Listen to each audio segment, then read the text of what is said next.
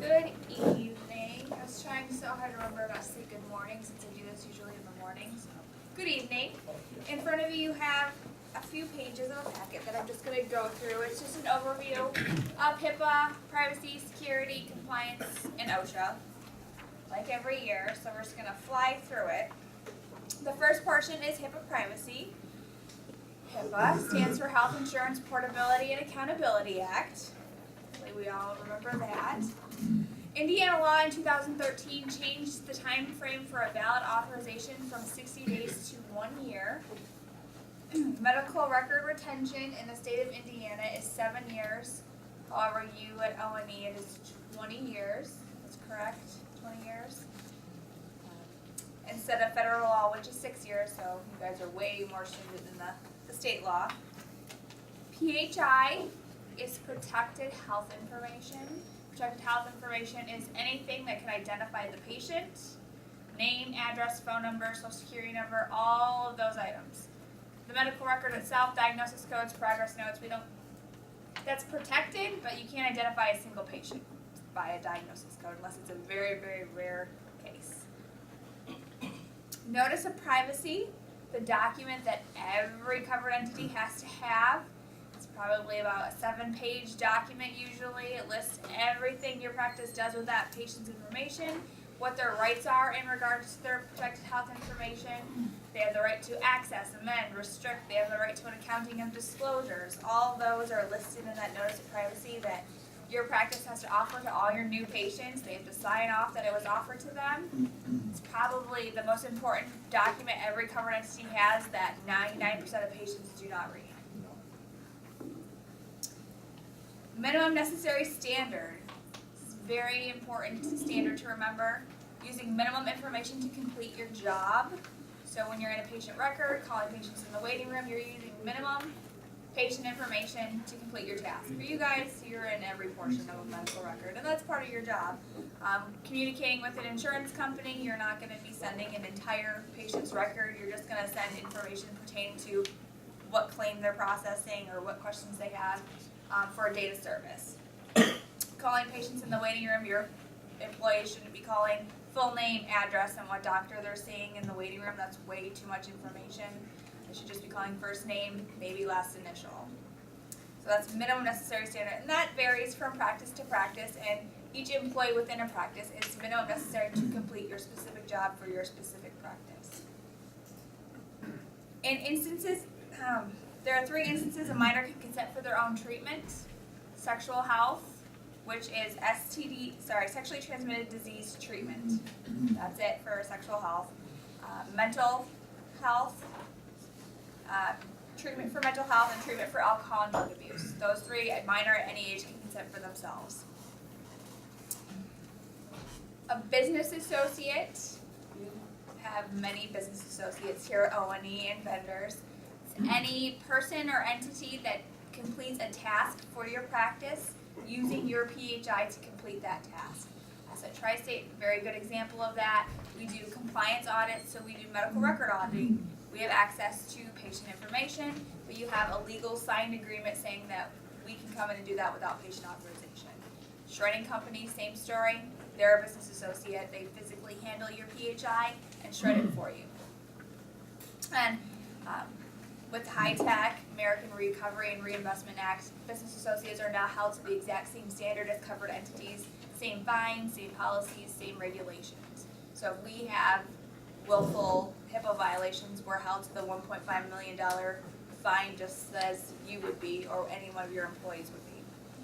And we're also audited by the Office of Civil Rights now, just like you are. And we do HIPAA for a living, so I hope if we got audited, we would pass that. Patient rights, listed them before, they're listed in the notice of privacy. Patient has the right to access, amend, restrict, request an accounting of disclosures, which I don't even know if many patients know what that is or that it exists. Incidental disclosures that happen in your practice have to be kept track of, so if it's you or another employee who accidentally hands another patient's information, faxes a patient's information to the wrong covered entity, the wrong insurance company, all those are incidental disclosures. A form has to be filled out and given to Pat. Pat determines if it's just an incidental disclosure, so was it just a name, or was there more things with that name? Name, social security number, and then determines where it went. If it's high risk, someone could steal that patient's identity with that information, then it's a breach and the patient's made aware of it. But the patient has a right to that incidental disclosure log at any time they can request that. I think we've had one in the past 5 years, and that's because their identity got stolen and they were looking for means of where that came from. Okay. Patient authorization is required for most disclosures of their protected health information. And state of Indiana, continuation of care, you do not need authorization to send records back and forth to a specialty doctor, to a referring doctor, or the doctor you're referring your patient to. But psychotherapy notes, communicable disease records, research and marketing, all of those, no matter what, even in the state of Indiana, you need authorization to disclose those records from your patients. Patient authorization is not required for treatment, payment, and operational purposes. And those three, whenever I say those, they're very wide terms. A lot of things fall under those. Treatment, you obviously need a consent to treat your patients anywhere, but for continuation of care, you don't need authorization. So the continuum of treatment, you don't need authorization from your patients to send records to the next doctor, unless it's those psychotherapy notes, communicable disease records. Payment, communicate with an insurance company, send claims to a patient's insurance company, look through rejections, things like that. You don't need authorization from your patients to communicate with their insurance company or to send claims to them. And then operational purposes, the day-to-day running of your practice, you do not need patient authorization to make decisions about your practice. Business associates falls under operational purposes. You have that legal agreement with your business associate saying that we are upholding HIPAA regulation, we understand the policies, we understand the fines, and that falls under operational purposes, so you don't need a patient authorization for that either. Okay, next section, HIPAA security. These are all hopefully common sense things. Never write your passwords down or share your passwords. I want to see passwords on Post-it notes stuck to your computer screens or anywhere on your desk. Every practice needs to have a contingency plan for HIPAA security. It's the backing up process for your EMR every night at an off-site location. So if something were to happen to any of your locations or all of them together, fire, bomb, natural disaster, you'd be able to restore your records at any point. And that's your contingency plan with electronic records. They're backed up off-site, ready for you to restore at any point. Paper records, there's no contingency plan for that. They're going to go down with your building. There's no way to back them up. So it's a plus for electronic records. HIPAA security, there are administrative, physical, and technical safeguards. Those are the meat and bones of the security policies. Administrative is written policies and procedures, this training that you're forced to do every year. I'm sorry. Policies and procedures in place, having an appointed compliance and HIPAA officer. Physical safeguards, physical access to your building, physically escorting visitors and patients to where they need to go so you don't have random people wandering around your practice and you know where everyone is. I love that O&E has the sign-in sheet and the name tags. I love dorky wearing the name tag, but I'm glad that when I'm there, everyone knows who I am and why I'm there, and I'm escorted wherever I need to go, and I'm not just wandering around your practice, not being told to go down the hall and to the left when they really mean the right, and I walk in on a patient. That's awkward for both of us. And then technical safeguards, your firewall, antivirus, having strong passwords, everyone having a unique username, not sharing your passwords, all the computer aspect. You should always lock your screen if you are not directly in front of your monitor, whether it's a desktop or a laptop. If you leave yourself logged in and someone sits down, does whatever they want under your username, you are held accountable for that. You can't say, I was in a meeting, I was in a bathroom. It's not a valid excuse. So 1 second, lock your screen. Use strong passwords, so not paper 123 or password 123 or ABC 123. Uppercase, lowercase, numbers, symbols to make up your passwords. Most systems now require like 8 characters and 1 of each type of character. If you download anything onto your computers. This comes from your IT department. So if you have a program, software that you want added, downloaded to your computer, call IT, talk to them about it, have them do it for you. That software can violate terms of agreement.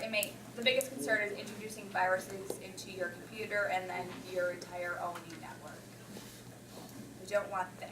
This happens to us every year. Yeah.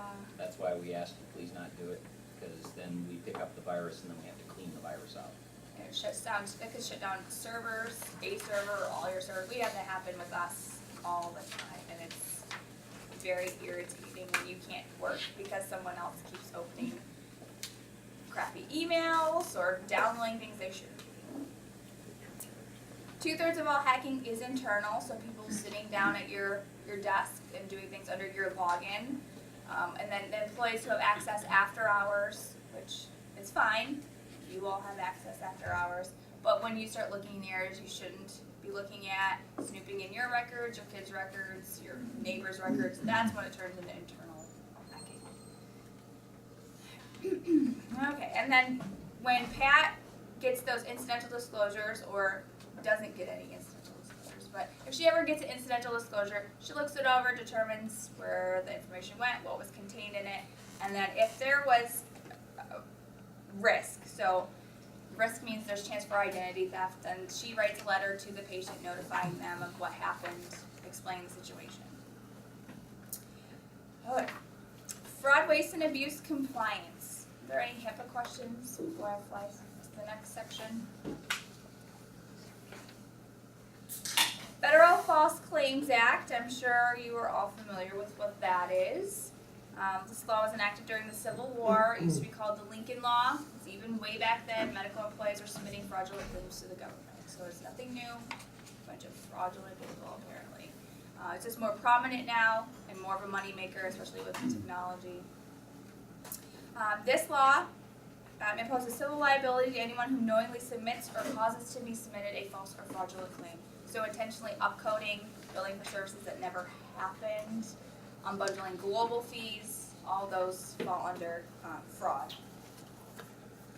If you're abusing the system, so billing incorrectly, and CMS steps in and educates you and tells you this is incorrect, you need to bill it this way, so they're giving you guidance and you ignore that guidance and you continue to bill the way you were before they gave you guidance on how to bill correctly, that's kind of the line where it starts to turn into fraud because you're no longer abusing the system, you're knowingly billing incorrectly when CMS told you you're billing incorrectly. Anti-kickback statute. This federal law prohibits persons from directly or indirectly offering, providing, or receiving kickbacks in exchange for goods or services provided by Medicare, Medicaid, or any other federally funded health care program. I didn't have to look at the paper for that. That's how many times I've said that. Sunshine Act and open payments kind of added on to that. Sunshine Act puts a cap on the amount per gift and annually for doctors, administrators, managers, whoever's in charge. $32 per gift and $385 annually. That was up this January from $383, I think. So another $2. Open payments, that was CMS asking all GPOs, industry reps, to compile a list of all gifts that they have given covered entities. I'm not saying that it's a complete list. I'm sure there's things missing. And that was available for covered entities to look at this past April, and it was supposed to be available this month for all of the population to look at. So if you're interested, look up CMS open payments. Exclusion statute. So this is if someone has been found guilty of fraud and abuse, patient abuse and neglect, has been convicted of a felony drug charge, some misdemeanor drug charges, would put a person on this list. Doesn't have to be a provider, or it can be a billing rep, a secretary. And if a person is on this list in a practice, a covered entity, not just a practice, a covered entity, anyone who receives payment from CMS, if you hire a person who's on this list, CMS can fine you up to every cent they paid your practice from the day that person was hired until they were inevitably fired because they were excluded. And if it's a provider who's excluded that's working for you, every claim they submit while they're employed is considered a false claim. So that's $5,500 to $11,000 per claim, plus up to 3 times the amount of each item on that claim. So it's very serious. None of you in here are excluded as of today. You go on a long vacation, you might have to question that. We check all staff every 6 months. Yes, yes. And vendors. I think you guys have more vendors than you have employees. It's a lot, it's a big list. So that's exclusions, happy thing to think about. Whistleblower Protection Act, everyone knows about the Community Health Systems news story a few months ago. That is the prime example of what a whistleblower act or whistleblower claim is. She went to her administration, told them what was going on, there was fraudulent activity going on, they didn't really care or believe her or didn't do anything about it. So she went to the government, turned them in. 10 years later, the investigation is complete, and she got $14 million of that, $98 million, for helping the government find fraud. Yeah, 15 to 33%. But the key step is that she went to administration and told them first before jumping the gun and going to the government. Physician self-referral law, or STARC. This law prohibits physicians from making a referral for certain designated health services to an entity in which he or an immediate family member has investment interest or a compensation agreement. There are exemptions. In-house ancillary services are an exemption if you have in-house labs, x-rays. You can send your patients in-house. It's not breaking that rule. Healthcare enterprises like Parkview, Lutheran, they have their patients sign a waiver when they come and say, we are going to send you to our doctors because they own a lot around them. You guys know that very well. Fraud reporting mechanisms, Ray or Pat, fraud reporting mechanisms. If you know something fraudulent's going on, take it to them. If you're not comfortable taking it to them or they're the ones committing the fraud, you can call our hotline and we'll deal with it and bring it to their attention. Even if you're not comfortable talking to them about fraudulent activity, they still want to know what's going on so they can handle it. And then the enforcement agencies for compliance, the OIG, Office of Inspector General, and Centers for Medicare and Medicaid Services, CMS. OIG is like the top level when it comes to fraudulent activity. They usually don't get involved unless there is something fraudulent going on, or they really think there's something fraudulent going on, because there's so many levels of auditing that happens before they get pulled into the mix. And then we all know what CMS is. They make every regulation we follow pretty much. Our regulations, our coding guidelines, policies and procedures we have to follow for HIPAA, and they enforce those. Any compliance questions? Fraudulent activity you want to report while we're here? OSHA. Just a little blurb about OSHA. OSHA's purpose, to make sure every employer is supplying a workplace free of recognized hazards that could cause death or serious harm to their employees. Emergency action plan for every employer who has 10 employees or more. You guys obviously have way more than 10 employees. The emergency action plan, evacuation maps at every location, having a meeting point and evacuation routes for fires, tornadoes, making sure everyone's trained on that and knows that, doing fire drills, having a plan in place for a community disaster such as 9/11, which to me, having those steps in place, you kind of can't think of what you're going to do until it happens, but having a basic outline for that as well. MSD or SDS, they're kind of the same thing. MSDS is what we have been using for hazardous chemicals. SDS is what they're moving to. They're just taking the word material out of safety data sheet.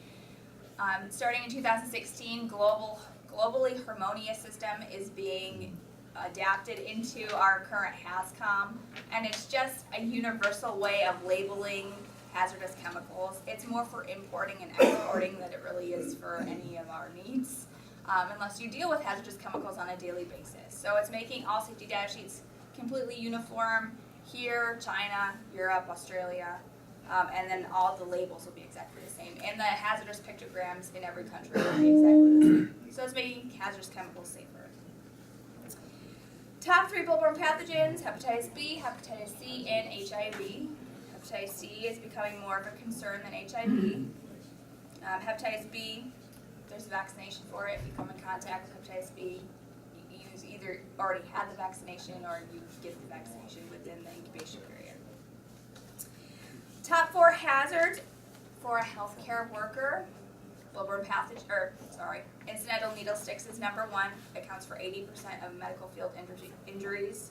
Ergonomics, for all of us that sit at desks. Violence in the workplace, coworkers, patients, and radiation. Hand washing, number 1 preventative measure in healthcare and in life in general. We all know human hands are disgusting, and washing your hands is very important. Universal or standard precautions. I was at an OSHA seminar a couple weeks ago, and this phrase stuck with me because it's disgusting. You probably already heard it. If it's wet and not yours, don't touch it until you put your gloves on. I always get a laugh at that because it is disgusting. Yeah. So, always put your gloves on if you know you're going to have hand contact with someone else's body. Personal protective equipment Classic. must be worn every time you anticipate hand contact with blood or other infectious material. So, most common: gloves, nylon, latex. There's a new one. Nylon, latex, sheepskin, depending on your allergic reaction. So gloves, masks, gowns, lab coats, face shields, depending on what you're doing with the patient, drawing blood or chopping off the limb, determines how much PPE you're going to be putting on. And that protects you from your patients and protects your patients and makes them feel a little safer. Any questions? Everyone sign the sign-in sheet? I have the sign-in sheet. Could you all sign? So for those of you, thank you very much. You're welcome. For those of you who came just for the good part, which you just heard, Thank you. thank you. Make sure you sign the sign-in sheet before you exit, okay? For the rest of you, you can just hang out and we'll pass the sign-in sheet around.